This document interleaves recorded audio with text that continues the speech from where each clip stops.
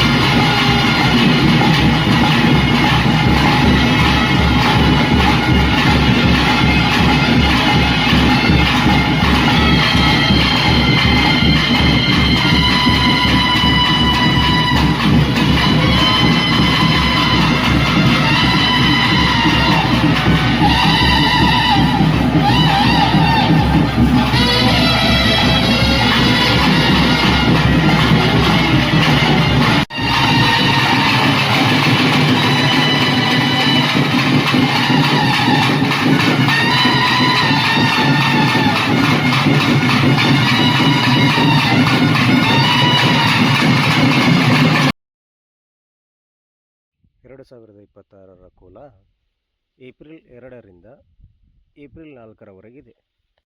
ಇಲ್ಲಿಯ ಸ್ಥಳೀಯರ ಪ್ರಕಾರ ಹರಕೆ ಹೊತ್ತರೆ ಖಂಡಿತ ಈಡೇರುತ್ತದೆ. ಅದರಲ್ಲೂ ಮುಖ್ಯವಾಗಿ ಭೂ ಸಂಬಂಧಿತ ಸಮಸ್ಯೆಗಳಿಗೆ ಅಥವಾ ಆರೋಗ್ಯ ಸಂಬಂಧಿತ ಸಮಸ್ಯೆಗಳಿಗೆ ಖಂಡಿತ ಪರಿಹಾರ ಸಿಗುತ್ತದೆ ಎಂಬ ಗಾಢವಾದ ನಂಬಿಕೆ ಇದೆ. ಇಲ್ಲಿನ ದೈವವು ಕೇವಲ ಒಂದು ಪ್ರತಿಮೆ ಅಲ್ಲ, ಇದು ಈ ಭಾಗದ ಜನರ ರಕ್ಷಕ ಮತ್ತು ನ್ಯಾಯಾಧೀಶ. ನಿಮಗೆ ಮಾನಸಿಕ ನೆಮ್ಮದಿ ಬೇಕೆಂದರೆ ಅಥವಾ ಈ ಭಾಗದ ದೈವಾರಾಧನೆಯ ಸಂಸ್ಕೃತಿಯನ್ನು ಹತ್ತಿರದಿಂದ ನೋಡಬೇಕೆಂದರೂ ಒಮ್ಮೆ ಶ್ರೀ ವೀರಕಲ್ಲುಕುಟಿಕ ದೈವಸ್ಥಾನಕ್ಕೆ ಭೇಟಿ ನೀಡಿ. ಸತ್ಯದ ದಾರಿ ಹಿಡಿದವರಿಗೆ ಈ ದೈವ ಯಾವತ್ತೂ ಕೈ ಬಿಡುವುದಿಲ್ಲ. ಈ ದೈವಸ್ಥಾನಕ್ಕೆ ಬಹಳ ದೂರದ ಊರುಗಳಿಂದ ಬಂದು ಭಕ್ತರು ತಮ್ಮ ಸಮಸ್ಯೆಗಳಿಗೆ ಪರಿಹಾರ ಕಂಡುಕೊಳ್ಳುತ್ತಾರೆ. ಇಲ್ಲಿ ಬೆಳಗ್ಗೆ 10 ಗಂಟೆಯಿಂದ ಸಂಜೆ 4 ಗಂಟೆಯವರೆಗೆ ನಿಮ್ಮ ಸಮಸ್ಯೆಗಳನ್ನು ಈ ದೈವದ ಮುಖ್ಯಸ್ಥರು ಬರೆದುಕೊಳ್ಳುತ್ತಾರೆ. ನೆನಪಿರಲಿ, ಕೆಟ್ಟ ಉದ್ದೇಶಗಳಿಗೆ ಈ ದೈವಸ್ಥಾನದಲ್ಲಿ ಪರಿಹಾರ ಇರುವುದಿಲ್ಲ. ಧರ್ಮಬದ್ಧವಾಗಿ ಮತ್ತು ನ್ಯಾಯವಾಗಿ ಇದ್ದರೆ ಮಾತ್ರ ನಿಮಗೆ ಪರಿಹಾರ ಸಿಗುತ್ತದೆ.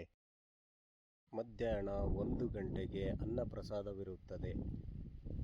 3 ಗಂಟೆಯ ನಂತರ ದೈವ ನುಡಿ ಆರಂಭವಾಗುತ್ತದೆ. ಉತ್ತರ ಕರ್ನಾಟಕದ ಜನರಿಗೆ ಶಿರಸಿ, ಕುಮಟಾ ಕಡೆಯಿಂದ ಕುಂದಾಪುರಕ್ಕೆ ಬಂದು ಅಲ್ಲಿಂದ ಶಂಕರನಾರಾಯಣ ಬರಲು ವ್ಯವಸ್ಥೆ ಇದೆ.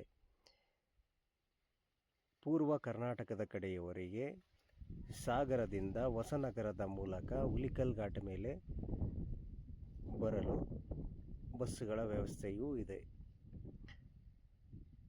ದಕ್ಷಿಣ ಕರ್ನಾಟಕದವರಿಗೆ ಶಿವಮೊಗ್ಗ, ಆಗುಂಬೆ ಮೂಲಕ ಬರಲು ಬಸ್ಸಿನ ವ್ಯವಸ್ಥೆಗಳು ಇವೆ.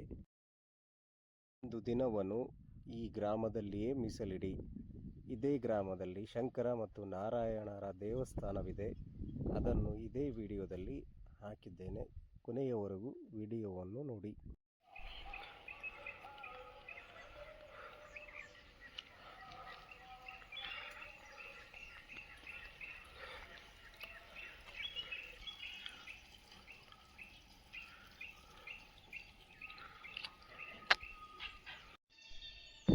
ಹರಿ ಮತ್ತು ಹರ ಇಬ್ಬರೂ ಒಂದೇ ನೆಲದಲ್ಲಿ ನೆಲೆಸಿರುವ ಪುಣ್ಯ ಭೂಮಿ ಇದು. ಅದೇ ಕ್ರೋಡ ಪರಶುರಾಮ ಸೃಷ್ಟಿಯ ಸಪ್ತ ಕ್ಷೇತ್ರಗಳಲ್ಲಿ ಒಂದಾದ ಶಂಕರನಾರಾಯಣ ಇದು. ಶಂಕರನಾರಾಯಣ ಕ್ಷೇತ್ರಕ್ಕೆ ಸಾವಿರಾರು ವರ್ಷಗಳ ಇತಿಹಾಸವಿದೆ. ಈ ಜಾಗವನ್ನು ಮೊದಲು ಕ್ರೋಡಕ್ಷೇತ್ರ ಎಂದು ಕರೆಯಲಾಗುತ್ತಿತ್ತು. ಇಲ್ಲಿನ ವಿಶೇಷತೆ ಏನೆಂದರೆ ಹರಿ ಮತ್ತು ಹರ ಇಬ್ಬರೂ ಒಂದೇ ಪೀಠದಲ್ಲಿ ನೆಲೆಸಿರುವುದು. ಮಹರ್ಷಿ ಕ್ರೋಡಮುನಿಗಳು ತಪಸ್ಸು ಮಾಡಿದ್ದರಿಂದ ಊರಿಗೆ ಈ ಹೆಸರು ಬಂದಿದೆ ಎನ್ನಲಾಗುತ್ತದೆ. ಗರ್ಭಗುಡಿಯಲ್ಲಿ 2 ಉದ್ಭವ ಲಿಂಗಗಳಿವೆ. ಒಂದು ಶಂಕರನನ್ನು, ಇನ್ನೊಂದು ವಿಷ್ಣುವನ್ನು ಪ್ರತಿನಿಧಿಸುತ್ತದೆ.